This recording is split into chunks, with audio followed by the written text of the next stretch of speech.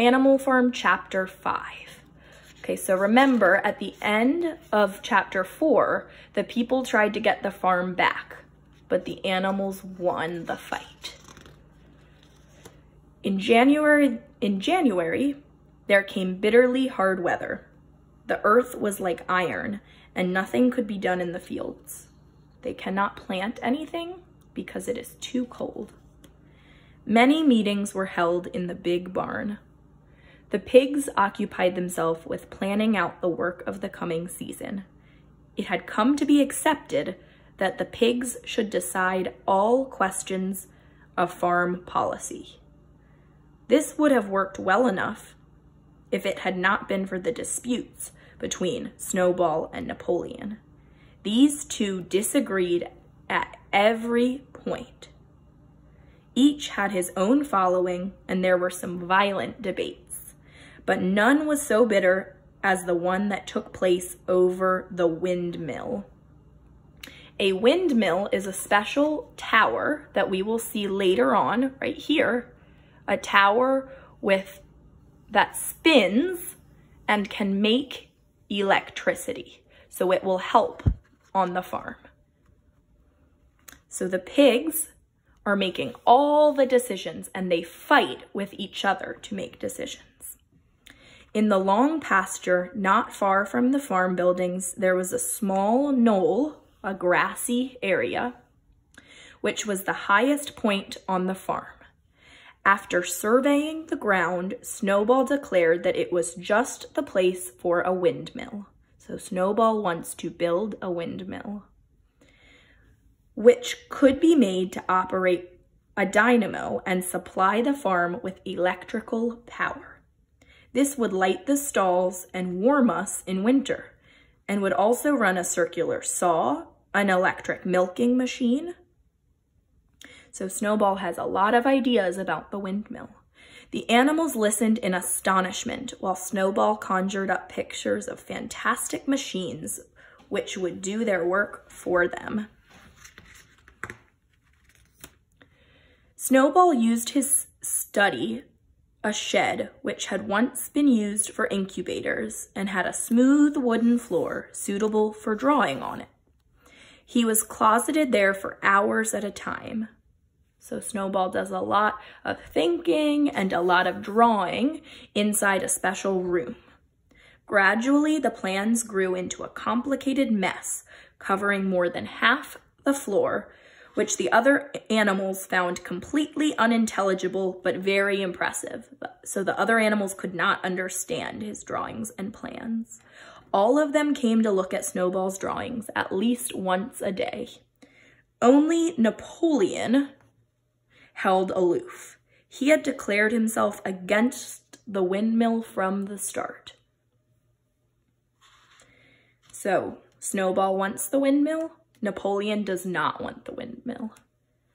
The great need now is to increase food production and procure firearms and train ourselves in the use of them. Firearms? If we can't defend ourselves, we're bound to be conquered. If rebellions happened everywhere, we would have no need to defend ourselves. The whole farm was deeply divided. So the pigs are in a fight about what to do. Should they build a windmill? Should they get weapons to protect themselves? We do not know. At last, the day came when Snowball's plans were completed. At the meeting on the following Sunday, the question of whether or not to begin work on the windmill was to be put to the vote. So the animals will vote to decide if they should make a windmill. Snowball stood up and, though occasionally interrupted by bleating from the sheep, set forth his reasons for advocating the building of the windmill. Then Napoleon stood up to reply. Napoleon says, "The windmill is nonsense and nobody should vote for it."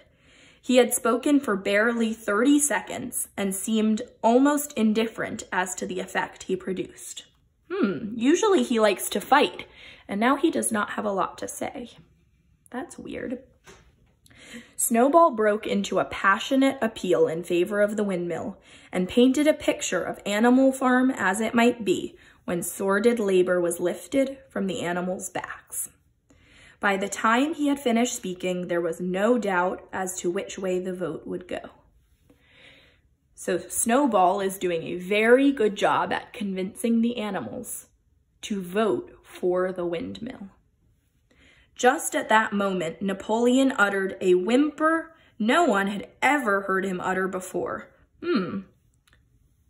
Napoleon made a weird noise. I wonder why.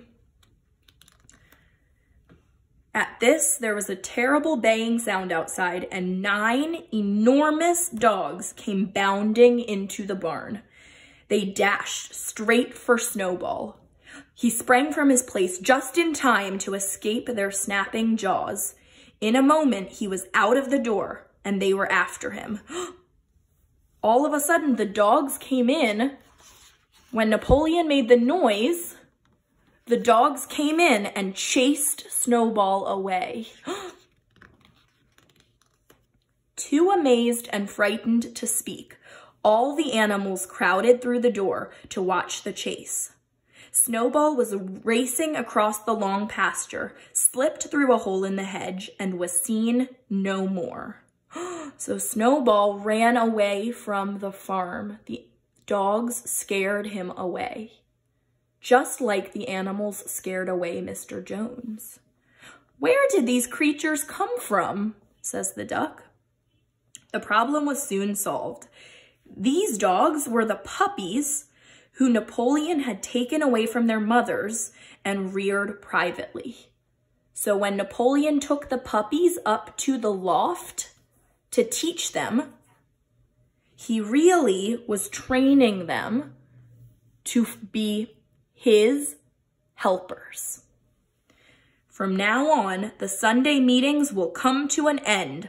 All questions relating to the work of the farm will be settled by a special committee of pigs, presided over by myself. So now, Napoleon is the only one in charge because Snowball left. He is the only big pig in charge, and everyone is going to be afraid of him or afraid to say their ideas because he has all these 9 scary dogs as helpers. Afterwards, Squealer was sent round the farm to explain the new arrangement to the others.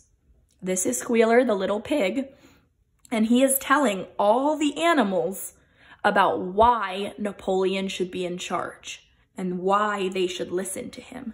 He says, "I trust that every animal here appreciates the sacrifice that Comrade Napoleon has made in taking this extra labor upon himself.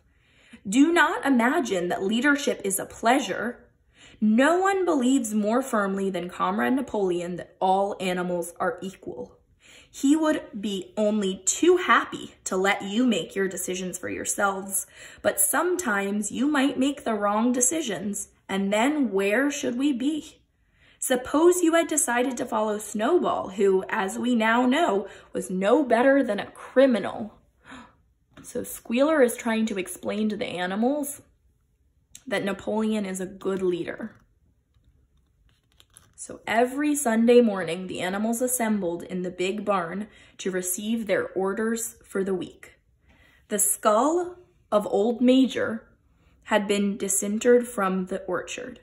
After the hoisting of the flag, the animals were required to file past the skull in a reverent manner before entering the barn. So things are very different now that Napoleon is in charge. There is no meeting where they can talk. There is only a meeting in the barn to get their orders. Napoleon tells them what to do. And then they all have to walk past the skull of Old Major. On the 3rd Sunday after Snowball's expulsion, so 3 weeks later, the animals were somewhat surprised to hear Napoleon announce that the windmill was to be built after all. Wait a second. Napoleon said he didn't want a windmill. And that's why he was mad at Snowball. And now he wants to build a windmill? That evening, Squealer explained privately to the other animals that Napoleon had never, in reality, been opposed to the windmill. On the contrary, it was he who had advocated it in the beginning, and the plan which Snowball had drawn on the floor of the incubator shed had actually been stolen from among Napoleon's papers. The windmill was, in fact, Napoleon's own creation. So Squealer is trying to tell the animals that the windmill was actually Napoleon's idea all along? The end.